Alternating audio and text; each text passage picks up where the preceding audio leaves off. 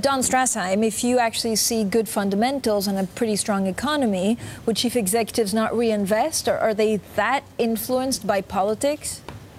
Well, I think this is, quite frankly, much more than politics. These are the two biggest economies in the world having this dispute. Now, I think in the long run, this ought to work out.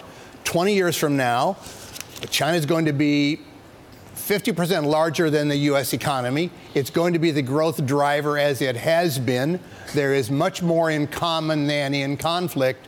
But when you don't know what the rules are going to be, when there are these zigzag turns, I think it is quite reasonable for investors, for all people, to basically sit and wait. All right. Do you agree with that, Kim Wallace?